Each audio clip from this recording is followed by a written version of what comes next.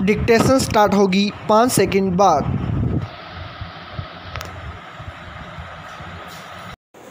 Yes, प्रधानमंत्री नरेंद्र मोदी की अध्यक्षता में केंद्रीय कैबिनेट ने देश में 100 नए सैनिक स्कूल खोलने को मंजूरी दे दी। स्टॉप। नेशनल एजुकेशन पॉलिसी के तहत इन स्कूलों का विस्तार होगा। स्टॉप। सरकारी और निजी क्षेत्र के स्कूलों को भी सैनिक स्कूल के साथ संबद्ध कर नए स्कूल के तौर पर मंजूरी दी जा सकेगी। स्टॉप। नए सत्र से शुरू होने वाले इन सैनिक स्कूलों में 5000 नए छात्रों को प्रवेश की मंजूरी मिलेगी। स्टॉप।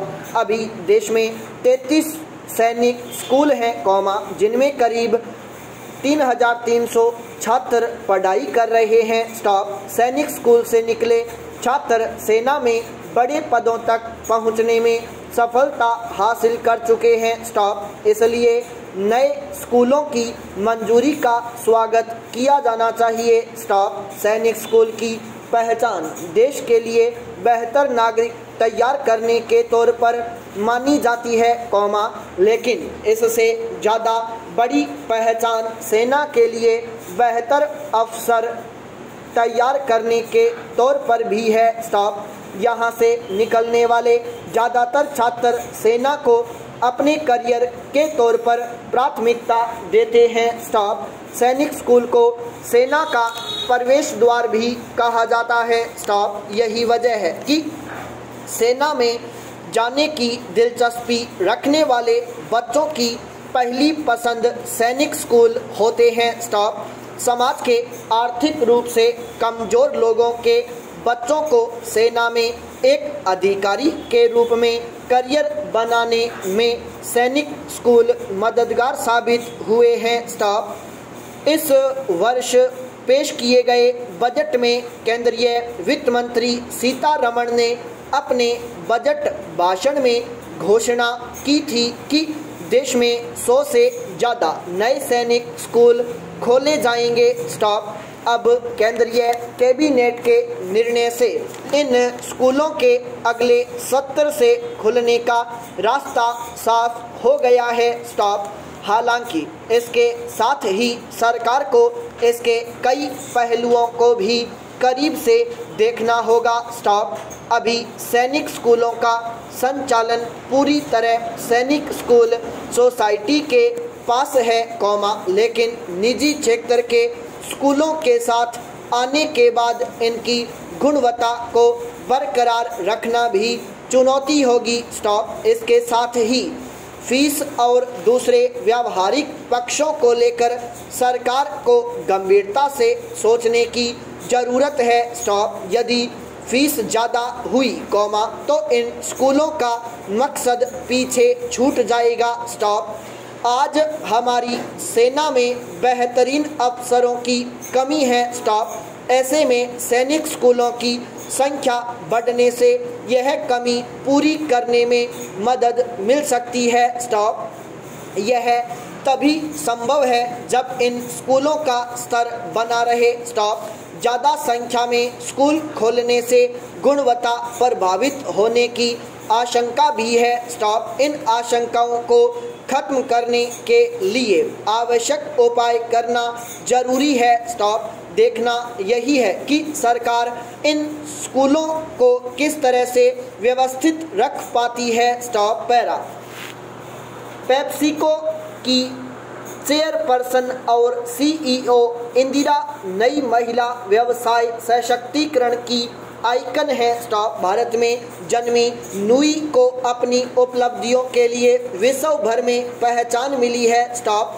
वे फॉर्च्यून 500 सीईओ की सूची में शामिल हैं, जिसमें महिलाओं की संख्या 10% से भी कम है। स्टॉप। अपनी किताब में नई ने पुरुषों के अनुकूल बने कार्यात्मक ढांचे में एक माँ, बेटी या बहन के रूप में अपने संघर्ष का जिक्र किया है। स्टॉप। व्यावसायिक क्षेत्र में महिलाओं के लिए सफलता की सीढ़ी चढ़ना आसान बनाने की मंशा भी किताब के कुछ हिस्सों में झलकती है। स्टॉप। हाल ही न्यूयॉर्क टाइम्स के साथ एक इंटरव्यू में जब नुई ने से उनके मासिक वेतन के बारे में पूछा गया, जिन्हें पेप्सी में अपने अंतिम वर्ष में 3.1 करोड़ डॉलर वार्षिक वेतन प्राप्त हुआ, तो उन्होंने कहा कि उन्होंने कभी अपना वेतन बढ़ाने की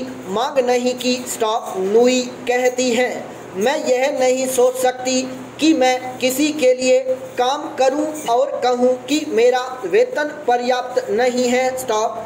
अगर इंदिरा नुई जैसी शीर्ष सीईओ को अपना वेतन बढ़ाने के लिए आग्रह करने में शर्मिंदगी महसूस होती हो, तो बाकी महिलाओं का क्या होगा। स्टॉप। इस बारे में बात करने पर नुई ने स्पष्ट किया कि वह सिर्फ अपने बारे में बात कर रही थी। स्टॉप। उन्होंने बताया, जब मैंने अमेरिका में काम करना शुरू किया, तब मैं यहाँ एक आवर्जक महिला थी, एक तरह से अकेली थी और इसी में खुशी थी कि काम कर रही हूँ। स्टॉप। पेप्सिको के बोर्ड ने परामर्शदाताओं की सलाह मानकर मुझे सही ढंग से भुगतान किया। स्टॉप। यह बात गौर करने लायक है, जिसका जिक्र टाइम्स इंटरव्यू में नहीं किया गया था। स्टॉप।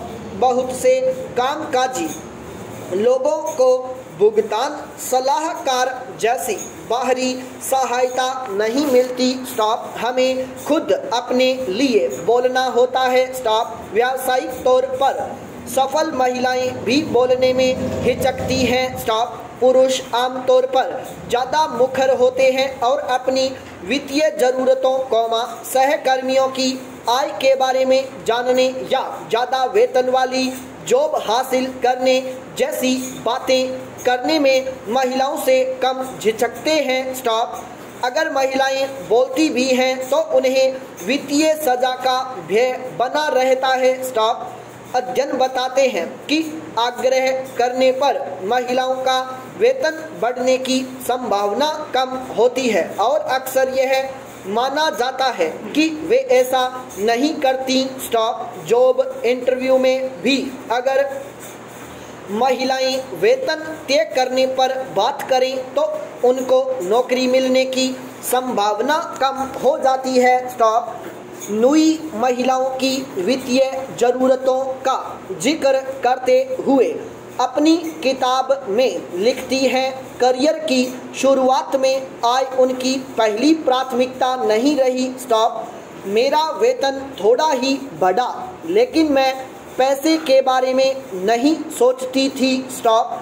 पेप्सिको में शुरुआती सालों में पैसा मेरा रुख तय नहीं करता था। स्टॉप। अरसे बाद मुझे पता चला कि मेरे पुरुष सहकर्मी मुझसे बेहतर वेतन पा रहे थे। स्टॉप। नुई के अनुसार, अगर महिलाओं को लगता है कि उन्हें सही वेतन नहीं मिल रहा है तो उन्हें बोलना ही चाहिए। स्टॉप। वे इसके लिए कॉरपोरेट व सरकारी स्तर पर प्रयासों की पैरवी करती हैं। स्टॉप। कुछ कंपनियों ने हाल ही इस दिशा में कदम बढ़ाए हैं, जैसे सेल्सफोर्स ने लैंगिक और नस्लीय भुगतान अंतर को मिटाने के लिए पे ऑडिट करवाए हैं। स्टॉप। अन्य नियोक्ताओं को भी अनुसरण करने की जरूरत है। स्टॉप। व्यवस्थित कार्यवाही कारगर रहेगी, बजाय यह उम्मीद की जाए कि लोग किसी अनुचित स्थिति से एक एक कर खुद ही निपट लेंगे। स्टॉप। नुई की सफलता सराहनीय है। स्टॉप। परंतु इस तथ्य की अनदेखी नहीं करनी चाहिए कि हम में से अधिकांश प्राथमिक रूप से उचित वेतन के लिए ही काम करते हैं। स्टॉप। पैरा। सूचना का अधिकार मनुष्य को प्राप्त सभी स्वतंत्रताओं की मूल धुरी है। स्टॉप। यह सारगर्भित कथन संयुक्त राष्ट्र द्वारा अंगीकार किए गए मानवाधिकारों के लिए सार्वभौम घोषणा पत्र का है स्टॉप। भारत में एक और सूचना के अधिकार की मांग के लिए करीब 1.5 दशक तक देशव्यापी जन आंदोलन चला स्टॉप। दूसरी तरफ विश्व बैंक अंतर्राष्ट्रीय मुद्रा कोष एशियाई विकास बैंक आदि वित्तीय सहायता देने की शर्त के रूप में सुशासन पारदर्शिता व जवाबदेही के लिए कानूनी प्रावधान करने पर जोर देने लगे स्टॉप। ऐसा करके अंतर्राष्ट्रीय वित्तीय संस्थाओं ने भी आरटीआई कानून को लेकर सरकार पर दबाव बनाने का प्रयास किया स्टॉप। इस दो तरफा दबाव के चलते 12 अक्टूबर 2015 को भारत में सूचना का अधिकार कानून लागू कर दिया गया। संपूर्ण विराम।